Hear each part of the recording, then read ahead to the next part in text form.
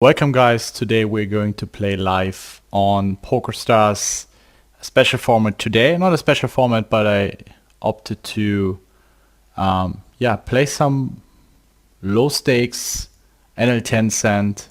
We have a lot of beginners here, so I would like to give some advice on how to approach low stakes. And yeah, I would say we jump right into the action. I'm gonna share some thoughts on some particular spots, how I would approach lower stakes in general, trying to keep it as simple as possible. And yeah, let's get right into it and let's see what happens.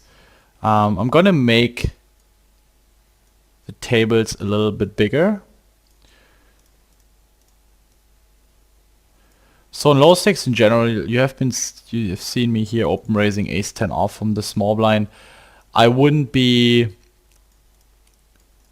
limping that much from the small blind. Usually I would try to raise my stronger hands and limp my weaker hands simply because people aren't so aggressive on lower stakes. You have to understand with 100 big blinds, you want to be raising around 40 to 50% from the big blind, which is very often not the case for most low stakes players, and it's somewhere around 20%, 30%.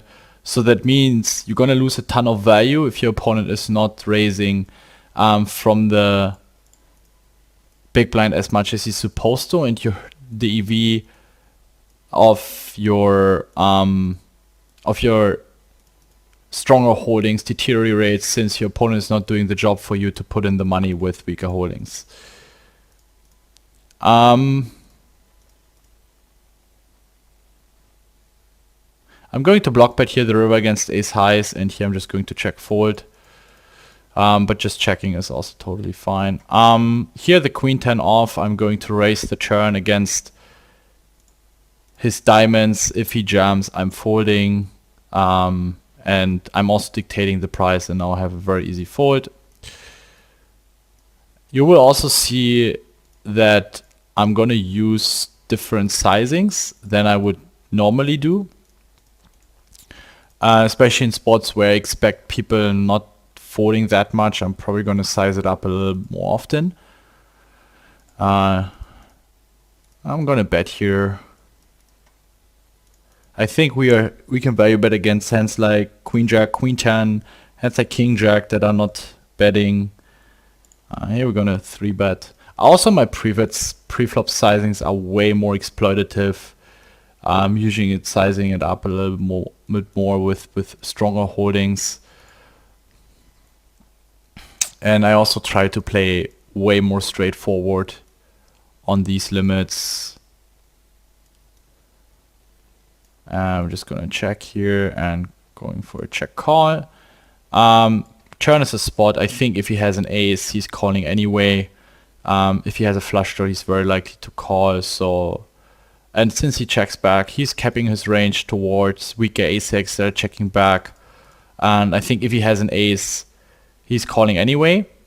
And if he has something like deuces, fours, fives, he's folding anyway. So it's not going to make such a big difference. Here, this flop, I'm going to check raise. I think this is a spot where most people c-bet way too much. We have two overcards, a backdoor flush draw. He has all the broadways in his range he's c-betting with. That's a great turn. I'm going to keep betting here. And I'm gonna go for slightly pot size. I think if he has 7s, 8s, 9s, we want to apply maximum pressure. Gonna 3-bet the jacks here. I think mixing in some calls and 3-bets is totally fine. And in the meantime, I'm going to also check the lobbies. So it's always a good indicator to see how many tables someone plays in order to determine whether someone is a recreational player or a regular. Usually would raise a little smaller here. Pocket 7s I'm going to 3-bet. I think we can do both calling and 3-betting in this position. It's a hand that really benefits playing heads up, making our opponents fold 9-8 suited, 10-9 suited, and all these sort of hands. And now on this flop, we're just gonna give it up. And this is also not our flop. Just gonna check fold. Here, just gonna check. I think if we bet the flop, we very often have to triple barrel to attack queens, jacks, tens.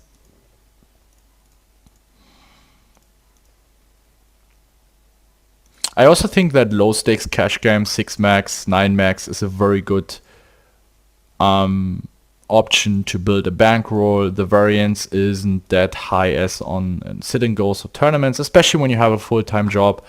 And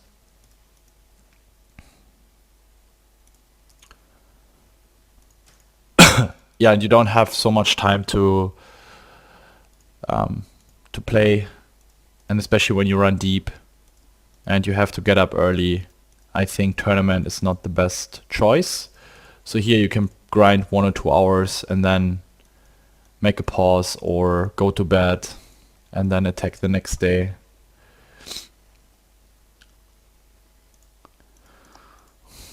Of course, I don't have that many hands on my opponents here, so I am basically playing without stats, and I just try to play these spots with my experience. Ace-9 suited is actually closer than most people think. Let's see, if this guy, this Aplona guy, is a recreational player, then yeah, it's definitely close, but it's gonna be alright.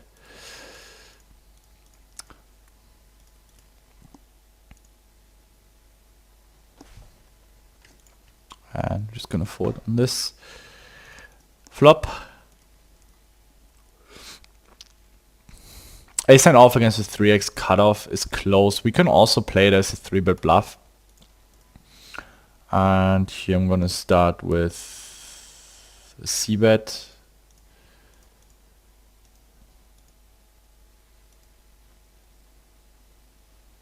Looks very strong what these both opponents are doing here. This is something you will see not so often on higher stakes, that he's raising the turn here. He should never be raising the turn. Would be a sign for me that he's a recreational player, and he got a little scared that since the flush draw got there, but yeah, he should never be raising the turn here. Also, ISO raising recreational players, I go for way bigger sizings with very good hands, because I think if they have a good hand, they're never going to be folding anyway.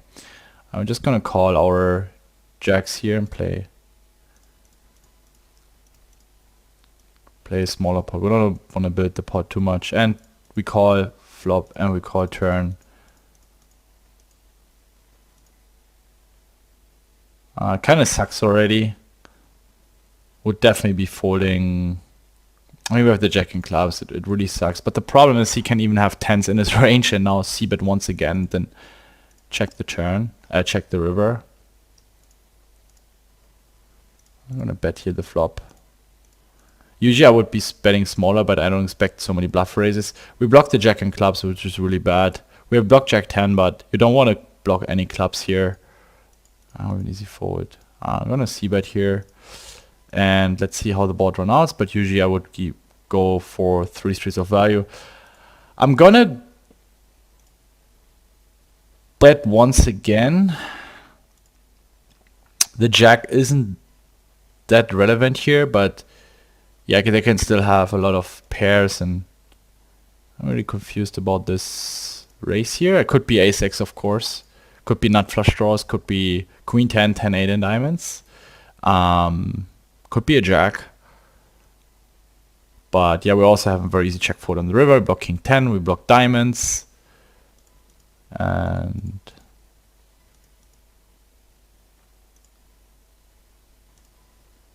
or he can just be full of shit.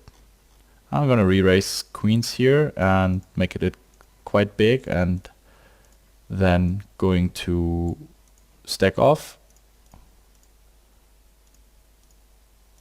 He had 7-8 suited. I think he should be shoving the turn. We have queens, we have tens. Something you will probably see very often on low stakes in these spots, that these players, they are not really aware that we have, let's say, queens with queen and diamonds. We have something like king jack with a king and diamonds. All these hands that are just snap folds on the turn because yeah, we block all the draws. So he should be shoving the turn. I think he has a ton of fold against kings, queens. And even if you have kings or queens without a diamond, it's really tough to call off. So he has a ton of fold equity. And even if you have a jack or an ace queen, or I don't know, it's going to be really tough to make the call. So you're gonna over-realize your equity quite often. This is not a good call on the flop. And here I'll be raising the turn, because I think he very often sets with two pairs that will call at least once. Wow. Yeah, he probably has a flush draw. And he insta jams. I'm a little afraid he's overplaying his sets and 3-4 suited, or this is the thing. Usually I'm very careful about hero calling, but I'm also afraid that people might be overplaying their value hands. I mean, he jams so fast.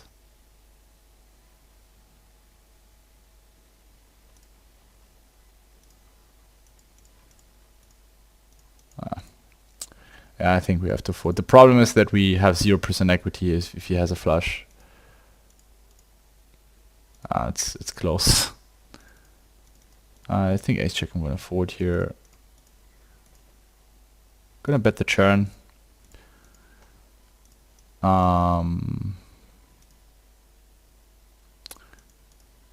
Unlucky river.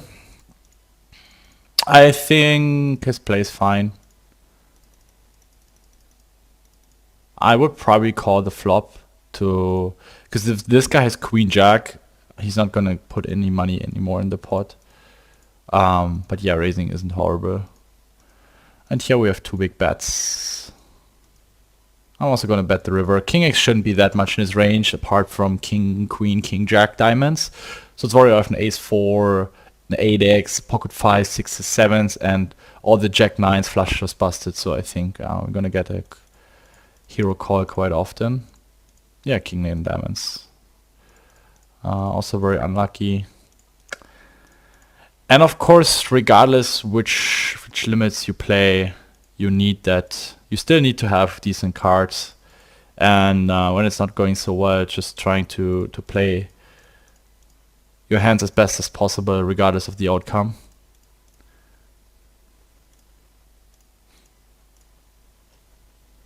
I wouldn't be trapping that much. I think people aren't squeezing as much as they're supposed to. I'm gonna bet the turn here. Okay, he's min 3 betting, interesting. An easy call, and yeah, we keep betting here, the turn for value, and we also bet relatively big here and also go broke if he jumps. It's not the best card. I think we have to check back.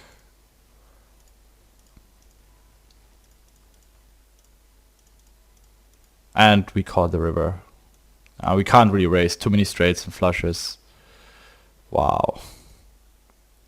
I'm gonna raise the flop here.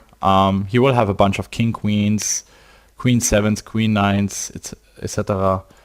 Of course, queen 9 might be floating once, but yeah, or something like 4, 5, 6, 7, a lot of 6 outers, and we have decent backdoor equity, 1 overcard, 2 overcards to the 8, and often enough we take the pot down right away. I think ace 2 suited against someone that one table just wants to call. would be a reasonable hand to 4-bet bluff with against a more aggressive opponent. And yeah, one of the biggest leaks I see a lot of players have, just playing way too passively out of position. So I think you should more often try to play the big blind a little more aggressively, even with hands that might not appear as natural bluffs, namely ace highs, especially against where I perceive a lot of players being way too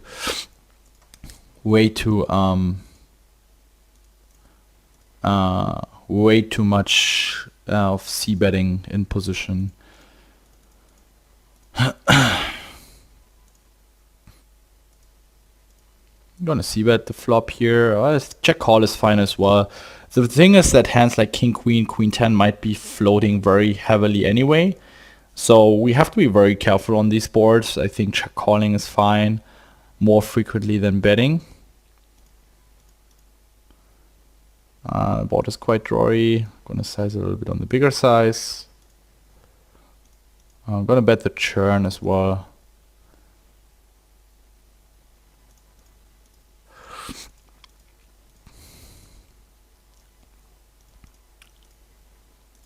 And we check the river.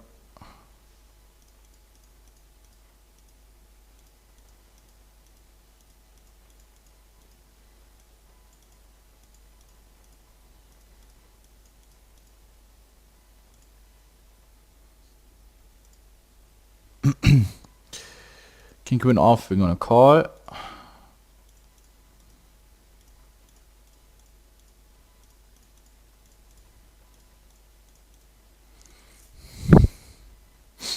Gonna raise the flop and borrow this hand.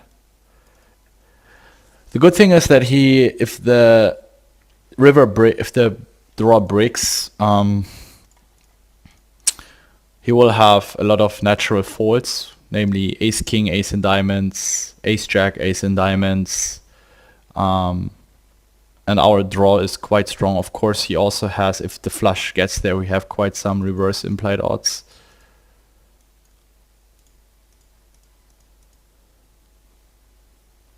Yes, he has a few nut flushes, but I think just a spot I want to bluff very, very frequently. I'm gonna raise the flop here, the gut shot, backdoor nut flush draw. If the club gets there, we can represent this hand, the flush.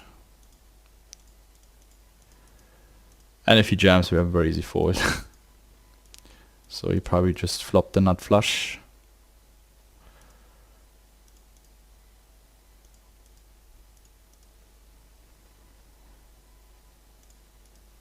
And I also don't like betting too small on the river, because then all his jacks or ace 10 without a diamond, they could just get a way too good price. I think he makes it a little too small since he's out of position. I'm gonna call here. I'm gonna bet here the flop. We can easily call a raise and play a turn. This guy can have whatever, everything. 4x is very unlikely. And now we just check call and bluff catch against his 8x and 5x. And he has a better 7.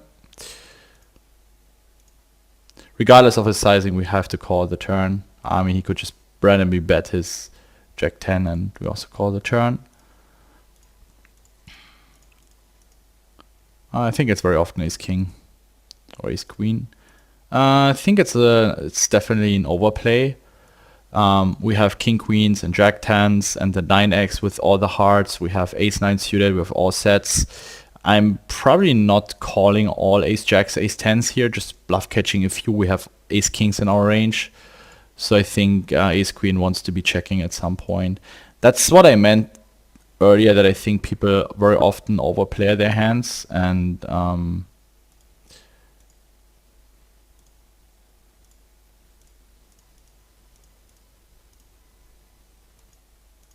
probably, I mean, I have ace jack, ace 10 suited, but that's close against the 3x.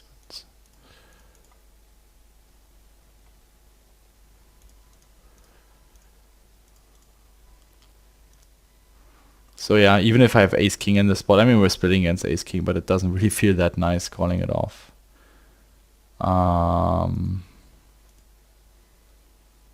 I'm just gonna fold. I have a lot of reverse implies here. Gonna forward the. I'm gonna call once here, easy fold, and this guy is 3 tabling, so I think usually against recreational players I wouldn't be bluff forwarding that much, but that's one of the combos I want to be bluff forwarding with. And yeah, we're gonna start with a bet. And of course we also go broke if he raises. Could be a huge pot here.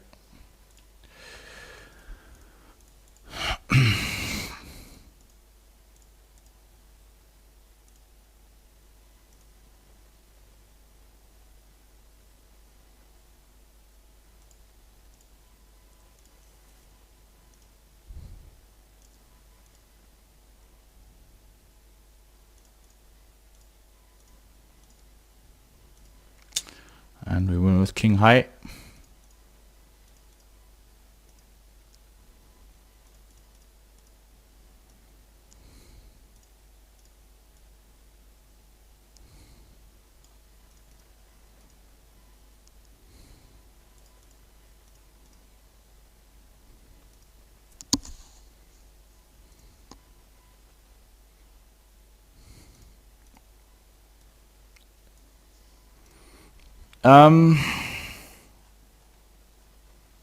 I think ace-8 suited would be a little too loose as a 3-bet here.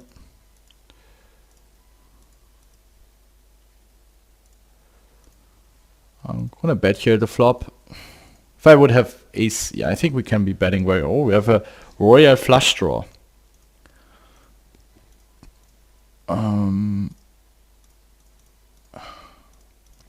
Yeah, he's too short. I think we just have to fold.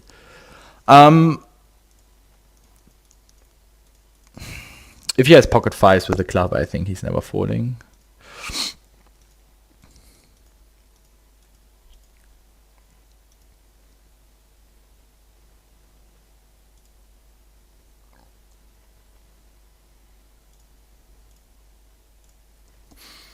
I still believe that the best approach on low stakes is just to play tight, straightforward.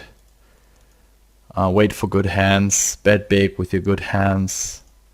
Don't make too many crazy folds. I think in these days people also understand that even on low stakes, subconsciously or unconsciously, they know, they feel that, okay, sometimes we have to bluff, and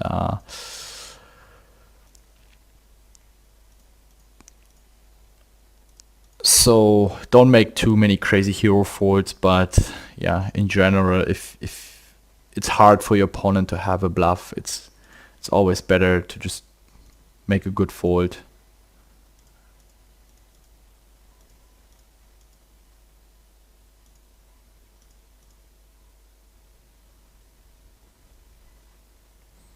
I think it's a board I very often want to double barrel. If I face a raise, I can easily fold. I'm very, very far behind against better draws. And against sets and over pairs, I mostly just have a naked flush draw anyway. So might look like a decent draw on this texture, but well, this guy raises 6x.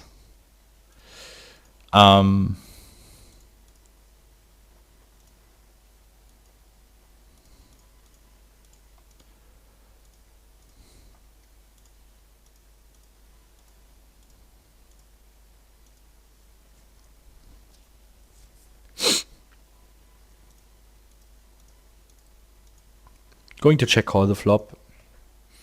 Going to check call the turn. It's a loose open raise.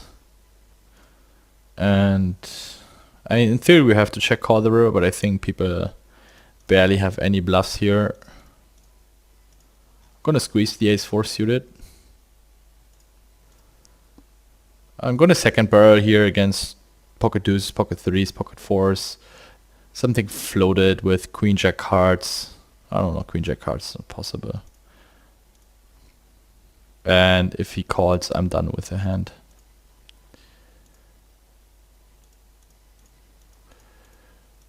Actually wouldn't be too bad. Yeah, he has all the pairs with his spade in his range.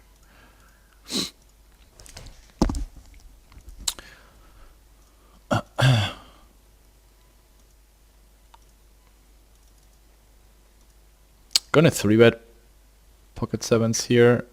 I like doing both with these kinds of hands, 7s, 8s, 9s. Sometimes 3-betting, sometimes calling. Gonna squeeze and call it off against cutoff. Interesting flop here. Gonna bet big, stack it off against big blind. I mean, even if he traps with aces, we still have very good equity.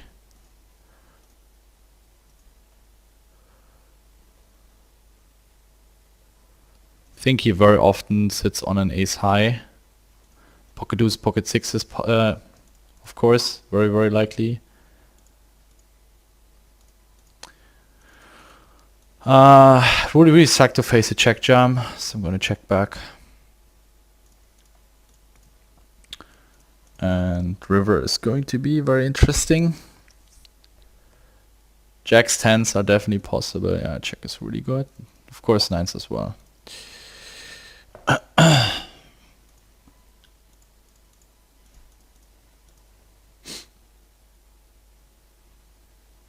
And here against his 33 big blind stack, we're just gonna jam.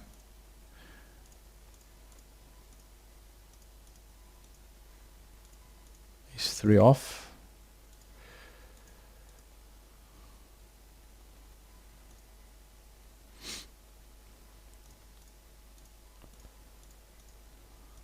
I'm gonna second barrel. I think people are floating a lot of ace highs.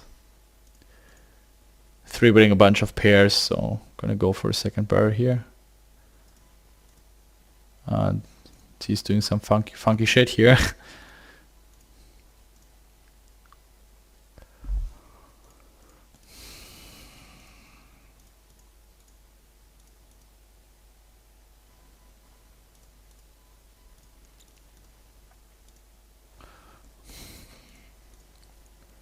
I'm going to check forward the river. I think delayed bets are very often strong.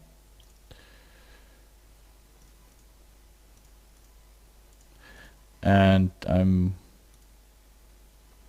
going to raise this flop. If he's re-raising, I'm going to fold, maybe calling once. That's a great turn. I'm going to keep betting the turn.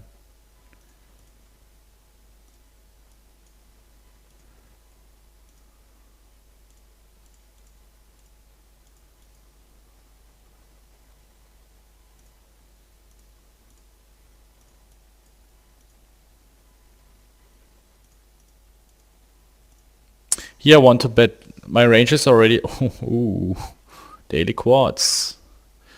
I usually want to, of course, bet less since it's a 3-way pot. Now I don't want to be do too much of betting. Deuce X is very unlikely in his range, so I want him to hit his flush. I mean, 3s, 5s, 8s are very likely. I think it's a spot where we want to bet very big. It's one of these toy game spots. We either have it or we don't. So we're not going to value bet 4, 5 here as a quote-unquote merged value bet. So he's either an ace, maybe kings or queens, or a pure bluff with something like queen, jack, jack and hearts. And I think the ideal sizing would be a very large bet here.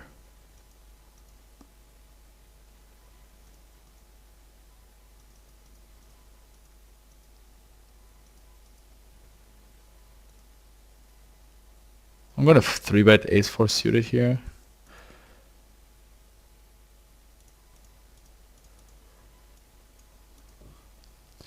These are the perfect hands to 3-bet against another gun open from the big blind.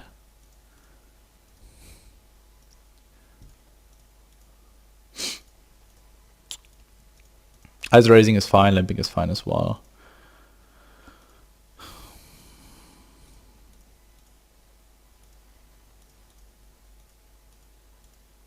I mean, with the ace X hand, you can also make it exploitative and bet half pot, get the safe call from flushes, and you bet big as a bluff. to really make sure that pocket threes or a flush is going to fold. I'm just going to fold here right away. So I think this is something I definitely would need to work on if I would play low stakes more often, that even in these spots I play more exploitative. So of course I still have certain patterns that I apply for higher stakes games. So it's important that even in those spots you vary in your bet sizings. So many paired boards here today. With the backdoor flush draw, I think we can be betting here. Against a small blind flatting range, he shouldn't have that many 8x. I'm going to bet a little bigger, apply pressure against his ace highs. This is not an auto c-bet spot. Want to give up the biggest trash hands in my range, especially if I don't have any backdoors. River here, expecting him to lead a lot of clubs. I feel like we could even value bet with ace high, ace queen, ace jack. Pairs would probably be betting. He snap checks. Gonna go for a small value bet here. Against ace queen, ace jack, ace nine. I think we very often gonna see a hero call. Here we have an easy bet on the river. On the turn, sorry.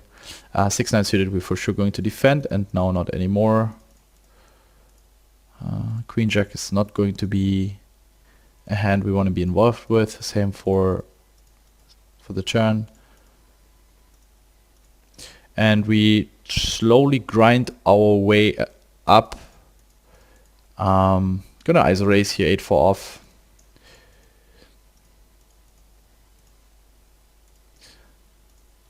This is the only spot where it's totally okay to raise more trashy hands. Given the stack to pot ratio, we can definitely bet a little smaller. If it were deeper, I would be betting bigger. I'm gonna keep betting small here. I think the queen is not a good card, since he will have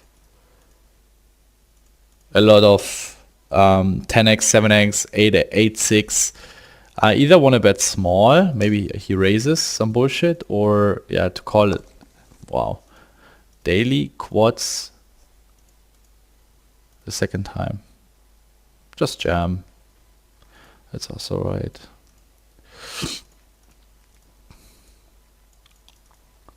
King jack, you're not gonna put any more money in the pot. Same for the queen on the turn.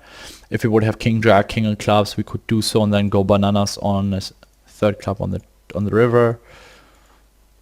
And yeah, I probably think he has just something like 8-9 or 8-6. I'm gonna squeeze the king queen off here.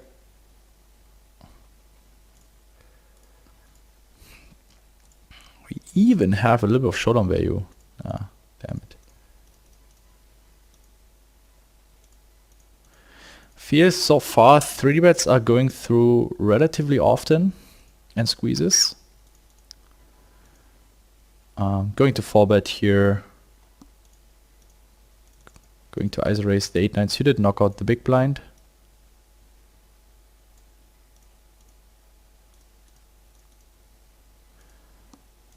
It's an okay flop for my range, and I think I'm gonna second barrel against his ace high floats. Don't need to make it that big. I think around 55% pot is totally fine.